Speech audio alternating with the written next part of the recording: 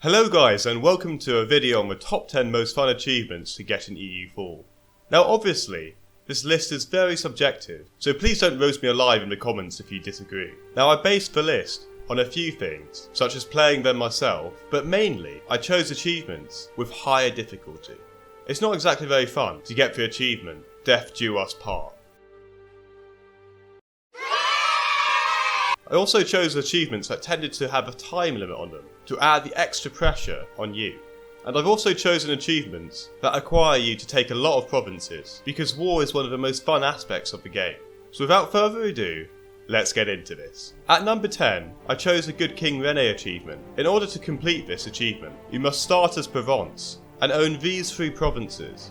These provinces are all situated in a region, which are initially owned by the Mamluks, and they are much bigger than you initially. Once you get these provinces, you are able to form Jerusalem. However, the Kingdom of Jerusalem cannot be formed after the Age of Reformation, putting a bit of pressure on you. What makes this achievement fun is you have to think outside the box to get there. The provinces initially are not near you at all, and you have to take them, while being wary of the threats in Western Europe, such as Burgundy and France. At number 9, I chose the Luck of the Irish achievement. As an Irish miner, you have to own and core all provinces in the Britain region. I played this a few times, and I've always found it fun to complete, since you have to take on much larger nations, such as England and Scotland. To get this achievement, it involves a lot of strategy, and choosing the right moment to strike is key. At the very start of the game, you're always worried that England could wipe you out at any second, and you're very limited in what you can do. I recommend you start as Desmond, since it's the strongest Irish miner, with its military ideas. At number 8, we have Basilios. As Byzantium, you must restore the Eastern Roman Empire to gain this achievement, which to say the least is quite difficult. You have to take on a number of countries, and most notably the Ottomans. I think the fun part about this achievement is the fact you have to take on the Ottomans while being much weaker than them. Surviving is even quite difficult, because the Ottomans are likely to attack you quickly.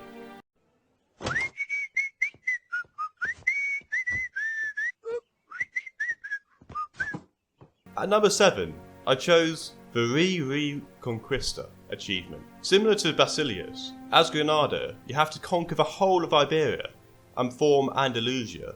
In order to get this, you have to take on some very difficult nations, most notably Castile and Aragon. If the Iberian wedding fires, which leads to Aragon being under a personal union with Castile, then it's even more difficult, adding a great deal of fun to the achievement. At number 6, we have a relatively new achievement, which is Never Say Nevers. Clearly someone at Paradox loves Justin Bieber. As Never, you must conquer the entire region of France. You begin as a vassal of Burgundy, and your expansion routes are extremely limited due to only bordering Burgundy and France. This achievement will take time, and you certainly need to think out of the box, which adds a lot of fun to the achievement. At number 5, I chose Where the Heart Is. As Dahomey, you must force all non-fetish nations out of the Niger and Sahel regions by 1500.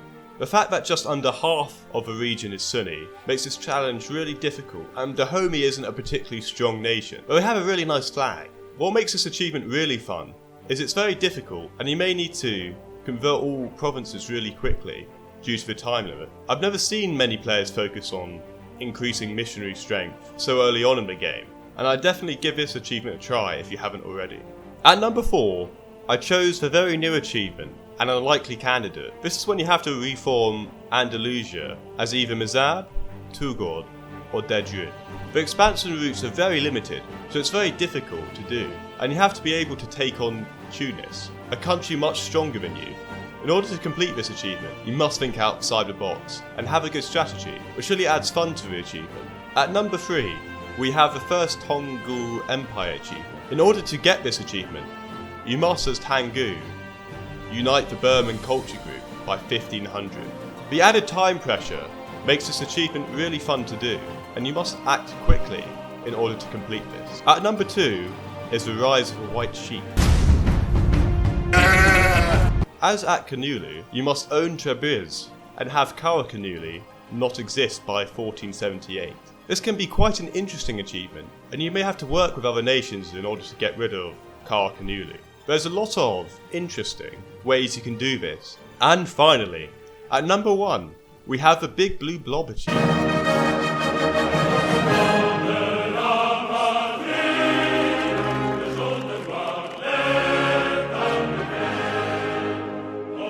In this achievement, you have to conquer 100 European provinces before 1500. This is one of the most difficult achievements, but in my opinion it is the most fun. The reason is, there are so many different ways to complete this achievement. The strategies are very different, and some people even recommend taking land in both Bosnia and Serbia. I believe the added time pressure also adds a lot to the achievement, and it can be really satisfying to complete. Thank you guys for watching, and let me know what you think the most fun achievements are in the comments. Hello, my children. I must give you a message. Subscribe to the social streamers for eternal salvation.